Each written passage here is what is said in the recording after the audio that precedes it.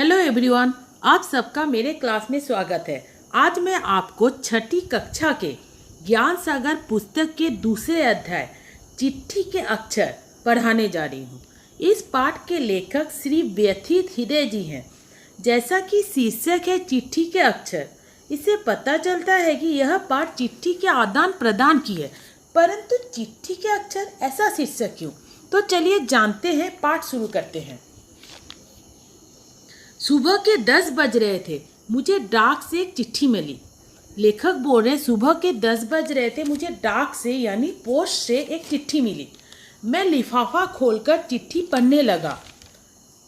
मैं एनवलप खोलकर चिट्ठी को पढ़ने लगा। क्या लिखा था चिट्ठी में? कृपा करके मेरे अखबार के लिए एक कविता भेज दीजिए। चिट्ठी में लिखा था, कृपा करके दया करके मेरे अखबार के लिए एक कविता भेज दीजिए। चिट्ठी के नीचे संपादक के हस्ताक्षर थे।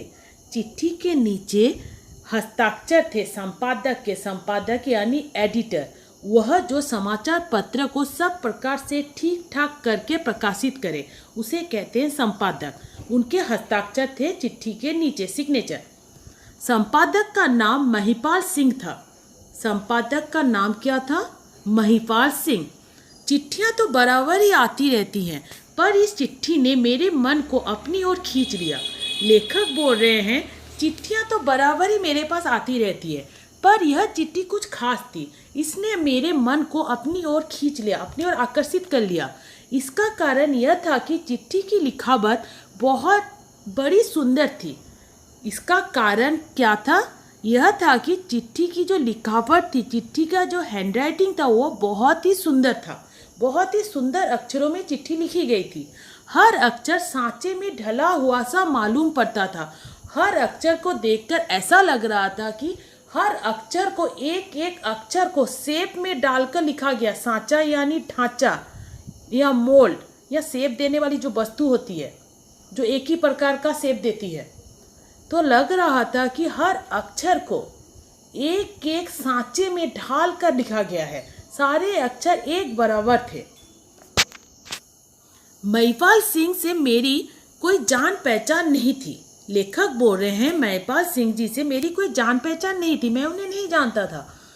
यह उनकी पहली चिट्ठी थी। लिखावट देखकर मेरे मुंह से अनायास ही निकल पड़ा, वाह बड़ी सुंदर लिखावट है। यह उनकी पहली चिट्ठी थी जो मेरे पास आई थी। लिखावट देखकर मेरे मुंह से अनायास अचानक ही निकल पड़ा, वाह बड़ी सुंदर लिखावट है, मतलब बहुत सुंदर हैंडराइटिंग है। मैंने दूसरे ही दिन कविता भेज दी। मैंने दूसरे ही दिन महिपाल सिंह को कविता भेज दी। कविता अखबार में छपी। जिस अंक में छपी वह अंक भी मेरे पास आया। जिस अंक में मेरी कविता छपी, जिस अखबार में छपी, वह अखबार मेरे पास आया। शब्दार्थ: अनायास, अचानक या एकाएक। पूरे 32 पेज का साप्ताहिक अखबार था। वह जो अखबार था वह साप्ताहिक अखबार था। साप्ताहिक मतलब जो सप्ताह में एक बार निकलती है, वह अखबार था। पूरे 32 पेज का वह साप्ताहिक अखबार पूरे 32 पेज 32 पेज का था। शुरू से लेकर अंत तक गांव की ही बातें छपी थी। उस अखबार में शुरू से लेकर अंत तक सिर्फ गांव की बातें छपी थी। बड़े सुंदर ढंग से 7 दिनों के समाचार छांट कर छापे गए थे और बहुत ही सुंदर ढंग से, मतलब बहुत ही अच्छे तरीके से 7 दिनों का समाचार, वो साप्ताहिक समाचार पत्र था। तो 7 दिनों में जो जो घटनाएं घटी, उन सब को छांट कर, मतलब इम्पोर्टेंट न्यूज़ को छांटा गया था। छांट कर उसे उस अखबार में, साप्ताहिक अखबार में शामिल किया गया था। किसानों के लिए जानकारी की बहुत सी बातें भी थी उस अखबार में। किसानों के लिए जानकारी के लिए, किसानों के जानकारी के लिए यानी किसानों की खेतीबाड़ी के लिए बहुत सी जानकारी या जानने योग्य बातें थी।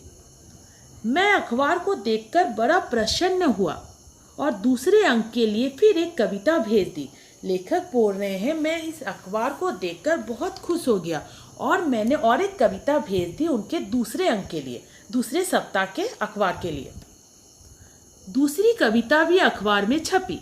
दूसरी वाली कविता भी जो लेखक ने भेजी थी वह भी अखबार में छपी। अब मैं बराबर कविता भेजने लगा।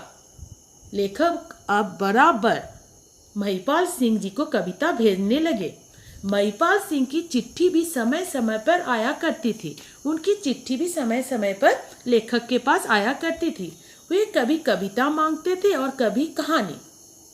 महिपाल सिंह कभी कविता मांगते थे और कभी कहानी। मैं बराबर उनकी इच्छाओं की पूर्ति कर दिया करता था। लेखक वो जैसा जो मांगते थे, कविता और कहानी जो मांगते थे, लेखक उनकी इच्छा पूरी कर दिया करते थे। पूर्ति करना माने पूरी कर देना। इसका परिणाम यह हुआ कि हम दोनों के मन में एक दूसरे के लिए प्रेम पैदा हो गया।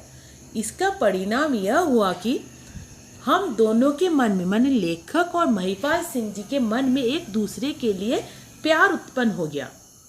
लगभग साल डेढ़ साल बीत गया। इसी तरह चिट्ठियों के आदान प्रदान में साल डेढ़ साल बीत गया। डेढ़ साल मतलब 1 year 5 months। महिपाल सिंह ने अपने एक पत्र में लिखा, यदि आपका कभी इधर आना हो तो मेरे ही घर ठहरने की कृपा करें। महिपाल सिंह ने एक पत्र में लेखक को लिखा, यदि आपका कभी मेरे शहर में आना हो तो कृपा करके मेरे घर में ही रुके। मैंने भी उत्तर में उन्हें लिख दिया, यदि उधर आना हुआ तो आपके दर्शन जरूर करूँगा। लेखक भी उत्तर में उन्हें लिख दिया कि अगर मुझे आपके शहर में आना हुआ तो मैं आपसे जरूर मिलूंगा। दर्शन करूंगा मतलब जरूर मिलूंगा। संयोग की बात यह थी, संयोग मतलब मौका या अवसर, चांस। संयोग की बात यह थी कि 2-2.5 महीने बाद मुझे उधर एक शादी में जाना पड़ा। संयोग की बात थी या लेखक को मौका मिल गया महिपाल सिंह जी के शहर में जाने के लिए, क्योंकि उन्हें वहाँ पर एक शादी में शामिल होना पड़ा। मैंने अपने आने की सूचना महिपाल सिंह को दे दी। लेखक ने अपने आने की सूचना महिपाल सिंह को दे दी। नियत तिथि पर मैं उस और बारात में सम्मिलित होने के लिए गया। नियत तिथि माने निश्चित या तय तिथि। निश्चित या तय तिथि पर मैं उस और उनके शहर बारात में शामिल होने के लिए गया। जब बारात से छुट्टी पा गया तो महिपाल सिंह के घर गया। जब मैं बारात से छुट्टी पा गया तब मैं महिपाल सिंह के घर गया। महिपाल सिंह अपने घर के बाहरी कमरे में कुर्सी पर बैठकर मेज के सहारे कुछ लिख रहे थे। लेखक ने देखा महिपाल सिंह अपने बाहर के कमरे पर कुर्सी पर बैठकर मेज के सहारे, टेबल के सहारे कुछ लिख रहे थे। मैंने दरवाजे पर खड़े होकर पूछा, क्या महिपाल सिंह जी हैं? लेखक ने पूछा दरवाजे के पास रुककर, क्या महिपाल सिंह जी हैं? महिपाल सिंह ने कुर्सी पर बैठे ही बैठे मेरी ओर देखते हुए पूछा, आप कौन हैं? मैंने उत्तर दिया, मेरा नाम अखिलेश शर्मा है। महिपाल सिंह ने बैठे बैठे पूछा, आप कौन हैं? तो लेखक ने उत्तर दिया, मेरा नाम अखिलेश शर्मा है। महिपाल सिंह उछल पड़े। नाम सुनते ही महिपाल सिंह उछल पड़े, खुश हो गए। उन्होंने तेजी के साथ आगे बढ़कर मुझे पकड़कर हृदय से लगा लिया। वे तेजी के साथ आए और मुझे पकड़कर अपने गले से लगा लिया और कहा, अरे शर्मा जी आप क्षमा कीजिएगा, माफ कीजिएगा, मैंने आपको नहीं पहचाना। शब्दार्थ देखिए, नियत मतलब निश्चित। मैं कुछ कहना ही चाहता था कि मेरी दृष्टि उनके हाथों पर पड़ी। लेखक बोले, मैं उनसे कुछ कहना ही चाहता था कि मेरी दृष्टि, मेरी नजरें उनके हाथों पर पड़ी। उनका एक ही हाथ था बायां। उनका एक ही हाथ था, वो हाथ था बायां हाथ, लेफ्ट हैंड। दायां हाथ कंधे तक कटा हुआ था। उनका दायां हाथ कंधे तक कटा हुआ था। मैं आश्चर्यचकित होकर उनकी तरफ देखने लगा। वे बड़े खुश थे, बड़े स्वस्थ थे। मैं आश्चर्यचकित होकर उनकी ओर देख रहा था, लेकिन वे बहुत खुश दिख रहे थे और स्वस्थ भी। एक क्षण में ही मेरे मस्तिष्क में अनेक प्रश्न कौंधने लगे। एक ही पल में मेरे दिमाग में अनेक प्रश्न कौंधने लगे माने अनेक प्रश्न आने लगे। क्या वह लिखावट इसी आदमी की थी? क्या यह बाएं हाथ से इतने सुंदर अक्षर लिखता है? लेखक के मन में विभिन्न प्रकार के प्रश्न आने लगे। क्या यह लिखावट इसी आदमी की थी? क्या बाएं हाथ से इतने सुंदर अक्षर लिखते हैं? मैं महिपाल सिंह की ओर टकटकी लगाए देखता रहा। लेखक महिपाल सिंह जी की ओर टकटकी लगाकर मतलब एकटक होकर देखते रहे। तब महिपाल सिंह ने पूछा, क्या देख रहे हैं? क्या यह कि आपको चिट्ठियां भेजने वाला महिपाल एक हाथ का आदमी है? जब उन्होंने देखा कि वह टकटकी लगाकर उनकी ओर देख रहे हैं तो महिपाल सिंह जी ने पूछा, क्या देख रहे हैं? क्या यह कि आपके वो चिट्ठियां भेजने वाला महिपाल एक हाथ का आदमी है? क्या आप यह देख रहे हैं कि आपको जो चिट्ठियां भेजता रहा वह एक हाथ वाला आदमी है? अरे भाई, यह जीवन है, जीवन में क्या हो सकता है कोई कुछ नहीं जानता। वे बोले, अरे भाई ये जीवन है, जीवन में कब क्या हो जाए कोई नहीं जानता। आप तो मेरे मन की बात भाप गए। इस पर लेखक ने बोला, आपने मेरे मन की बात भाप गए, आप तो मेरे मन की बात भाप गए। मेरे मन में जो चल रहा है वो आपको समझ में आ गया। मैं सचमुच यही सोच रहा था कि क्या आदमी बाएं हाथ से भी इतने सुंदर अक्षर लिख सकता है। मैं सच में यही सोच रहा था कि कोई बाएं हाथ से भी इतना सुंदर लिख सकता है। महिपाल सिंह ने जवाब दिया, शर्मा जी, दाएं बाएं में कुछ फर्क नहीं होता। जो गुण दाएं हाथ में होता है वही बाएं हाथ में भी होता है। इस पर महिपाल सिंह ने उत्तर दिया, शर्मा जी, दाएं और बाएं में कोई फर्क नहीं होता है। दाएं और बाएं में कोई फर्क या वो दोनों कुछ अलग नहीं होते हैं। जो गुण दाएं हाथ में होता है वही गुण बाएं हाथ में भी होता है। यह तो व्यक्ति पर निर्भर करता है कि वह किस हाथ से काम करता है। माने दोनों हाथों में समान तरह के गुण होते हैं। ये व्यक्ति पर निर्भर करता है, डिपेंड करता है कि वह किस हाथ से काम लेता है या वह अपने काम में किस हाथ का उपयोग करता है। हाथ मुंह धोने के बाद जब मैं महिपाल सिंह के साथ चाय पीने लगा तो मैंने उनसे पूछा, ठाकुर साहब, आप बाएं हाथ से कब से लिख रहे हैं? हाथ मुंह धोने के बाद जब मैं महिपाल सिंह के साथ चाय पीने लगा, जब लेखक चाय पीने लगे तब उन्होंने उनसे पूछा कि आप बाएं हाथ से कब से लिख रहे हैं? महिपाल सिंह विचारों में डूब गए। महिपाल सिंह ख्यालों में खो गए। कुछ देर तक सोचते रहे, फिर बोले, इस वर्ष मेरी उम्र 55 वर्ष की है। इस वर्ष यह साल मेरी उम्र है 55 यानी 55 ईयर्स। मैं 40 वर्ष की उम्र तक फौज में था। मैं 40 साल तक फौज में था। निशाना मारने में बड़ा तेज था। मैंने निशाना दागने में मैं बहुत तेज था। बाएं और दाएं दोनों हाथों से सटीक निशाना मारता था। मैं बाएं और दाएं दोनों हाथों से सटीक माने पूरा सही ठीक निशाना में मारता था। शब्दार्थ देखिए, सटीक मतलब ठीक ठाक, जैसा चाहिए वैसा। संयोग की बात थी कि मुझे एक मोर्चे पर जाना पड़ा। संयोग था या मुझे मौका मिला एक लड़ाई पर जाने की। एक दिन जब शत्रु को अपनी गोलियों का निशाना बना रहा था तो पास ही एक बम फटा और मेरा दाहिना हाथ कंधे तक उड़ गया। एक दिन जब शत्रु को मैं अपनी गोलियों का निशाना बना रहा था तब मेरे पास में एक बम फटा और मेरा दाहिना हाथ, राइट हैंड, मेरे कंधे से उड़ गया। मैं गिर पड़ा। मुझे अस्पताल ले जाया गया। महीनों अस्पताल में पड़ा रहा। जब अच्छा हुआ तो सरकार ने मुझे पेंशन देकर सेवा से मुक्त कर दिया। बम फटने के बाद मैं गिर गया, महीनों में अस्पताल में रहा। उसके बाद ठीक होने के बाद सरकार ने, गवर्नमेंट ने मुझे पेंशन देकर मुझे नौकरी से मुक्त कर दिया, मतलब मेरी नौकरी समाप्त कर दी। सरकार ने मुझसे पूछा, सेवा से मुक्त होने पर मैं कौन सा काम करूँगा। मुझसे पूछा गया, अब मेरे पास तो नौकरी नहीं रही तो मैं अब कौन सा काम करूँगा। मैंने उत्तर दिया, मैं पहले कुछ पढ़ूंगा लिखूंगा और फिर उसके बाद एक अखबार निकालूंगा। इस पर महिपाल सिंह जी ने कहा, मैं पहले कुछ पढ़ूंगा लिखूंगा फिर उसके बाद एक अखबार निकालूंगा। सरकार ने मेरे पढ़ने लिखने और अखबार निकालने का पूरा इंतजाम कर दिया। सरकार ने मेरे पढ़ने लिखने का और अखबार निकालने का पूरा प्रबंध या अरेंजमेंट कर दिया। मैं घर आकर बाएं हाथ से लिखने का अभ्यास करने लगा। 4-5 साल तक मैं अभ्यास में ही लगा रहा। लेखक बोल रहे हैं, मैं अस्पताल से घर आ गया। उसके बाद मैं बाएं हाथ से लिखने का अभ्यास करने लगा, प्रयास करने लगा। 4-5 साल तक मैं अभ्यास ही करते रहा बाएं हाथ से लिखने का। मैंने बहुत सी कविताएं लिखी, कहानियां लिखी और लेख लिखे।